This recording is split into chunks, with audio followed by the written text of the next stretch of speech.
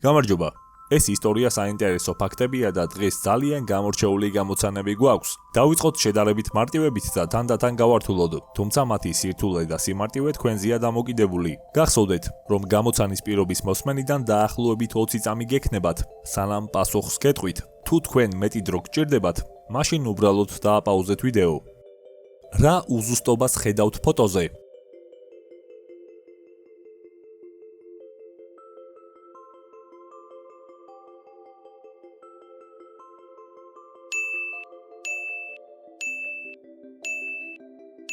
აი პასუხიც. მგონი ეს მარტივი იყო. თუ ეს გამოცანა გამოიცანით, მაშინ ვიდეოც დაალაიქეთ. იპოვეთ ნივთი, რომელიც სურათზე აშკარად ზედმეტია.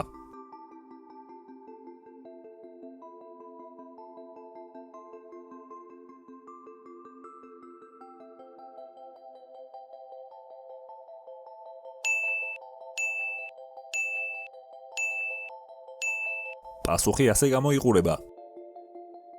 მოდი ვნახოთ, რამდენად კარგად იმახსოვრებთ ლოგოებს, რომლებსაც ნამდვილად ხშირად ხედავთ. რომელია პუმას ნამდვილი ლოგო? თუ ახლა პუმას რაიმე გაცვიათ, დახედვა არ ითვლება.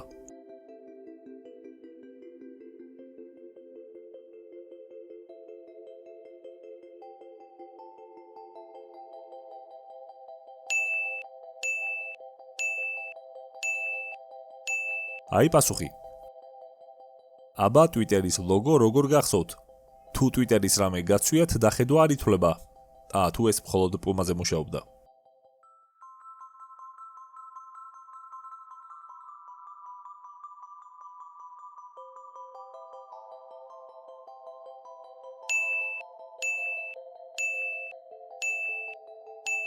პასუხი ასეთია. მოდი უფრო საინტერესო გავხადოთ ჩვენი ვიდეო და გავართულოთ. ეს თავსატეხი ერთი შეხედვით არც ისე რთულია, თუმცა ვნახოთ როგორ გამოიცნობთ. რომელი 4 კუთხედი უნდა ჩაისვას კითხვის ნიშნის ადგილას?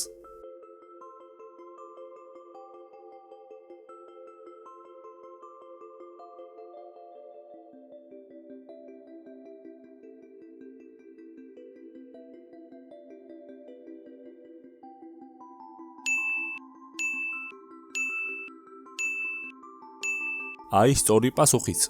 ყველაფერი რიცხვებში იმალებოდა. სკოლის პირველ დღეს ისტორიის მასწავლებელი მოკლეს სკოლაში. სამართალდამცავებს ჰყავთ 4 ეჭვმიტანილი: მებაღე, მათემატიკის მასწავლებელი, კალათბურთის მწვრთნელი და დირექტორი. პოლიციამ მათი ალიბი მოისმინა და დამნაშავე იპოვა. მებაღემ თქვა, რომ ისტორიის მასწავლებლის სიკვდილის დროს ეზოში გაზონს კრეჭდა. მათემატიკის მასწავლებელმა პოლიციელს უთხრა, რომ შუა სასწავლო წლისთვის განკუთვნილ ტესტებს ასწორებდა. კალათბურთის მწვრთნელმა განაცხადა, რომ თავის მოსწავლეებს ავარჯიშებდა კალათბურთში. დირექტორმა თქვა, რომ თავის კაბინეტში იმყოფებოდა. ვინ მოკლა ისტორიის მასწავლებელი და როგორ მიხვდა პოლიციელი ამას?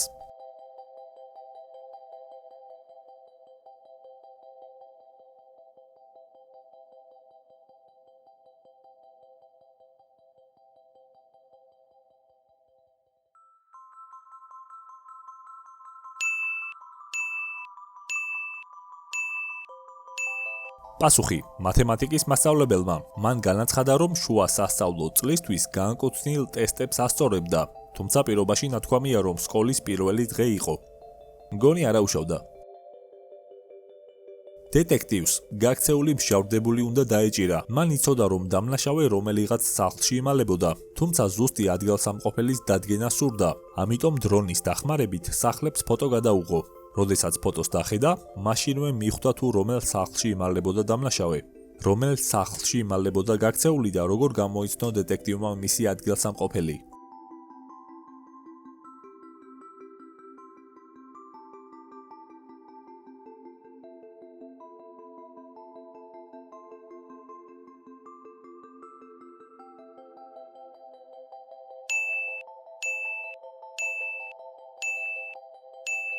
პასუხი.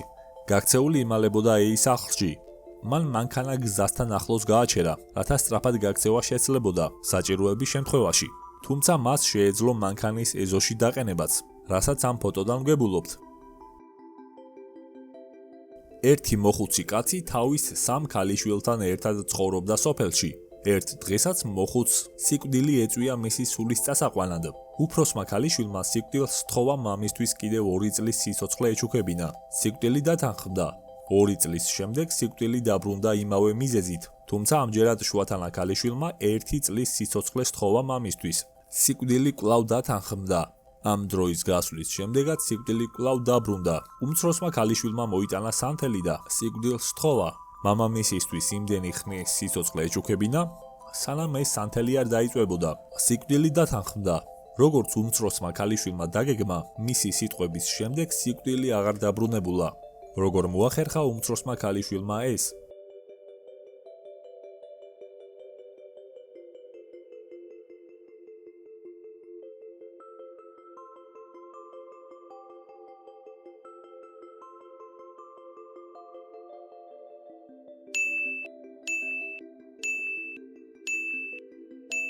პასუხი: მან სიკვდილის წასვლის შემდეგ სანთელი ჩააქრო.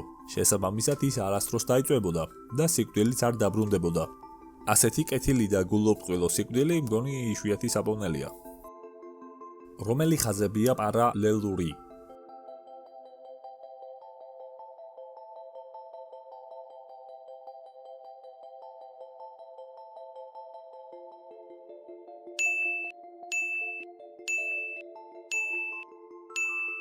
პასუხი: ყველა.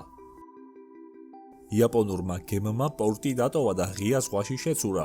კაპიტანი გემის საქმეების მოსაგვარებლად გავიდა და თავისი საქორწინო ბეჭედი ოთახში დატოვა, საწოლის გვერდით, რათა არ დაეზიანებინა. როდესაც კაპიტანი ოთახში დაბრუნდა, ბეჭედი აღარ დახვდა. მას ეჭვი ეკიპაჟის 3 წევრზე ჰქონდა, ამიტომ თითოეულ მათგანს კითხა, თუ რას აკეთებდნენ იმ დროს, როდესაც თვითონ გემის საქმეებს აგვარებდა. მზარეულმა უთხრა, სამზარეულოში ვიყავი და სადილს ვამზადებდი ხვალისთვის. მესაჭემ უპასუხა, სამანქანო განყოფილებაში ვიყავი და ვამოწმებდი, ყველაფერი წესრიგში იყო თუ არა. მეზღვაურმა განუცხადა, ანძაზე ვიყავი და დროშას ვასწორებდი, რადგან ვიღაცას თავდაყირა დაუკიდია. კაპიტანი მაშინვე მიხვდა თუ ვინ მოიპარა მისი ბეჭედი, ვინ იყო ეს და როგორ მიხვდა კაპიტანი თუ ვინ იყო დამნაშავე.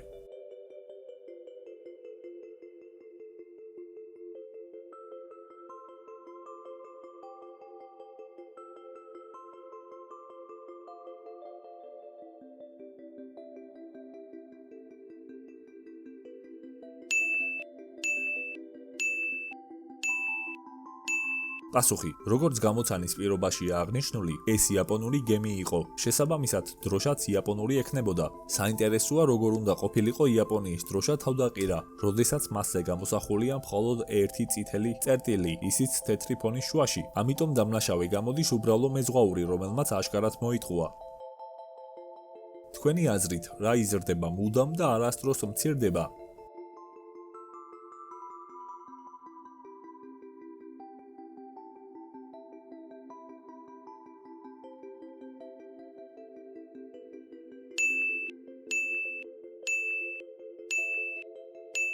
სწორი პასუხია ასაკი.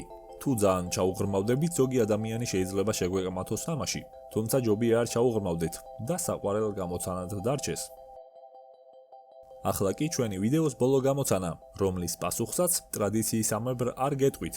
რას ხედავთ ფოტოზე? შეგიძლიათ ამ გამოცანის პასუხი დაწეროთ კომენტარებში. კომენტარებში ასევე დაწერეთ, თუ რომელი გამოცანა მოგეწონათ ყველაზე მეტად დღევანდელი ვიდეოდან, მე პირადად იაპონურ დროშაზე. ასევე გამოიწერეთ არხი და დააჭირეთ ზარის ღილაკს, რათა შევხვდეთ შემდეგ ვიდეოში. ნახვამდის.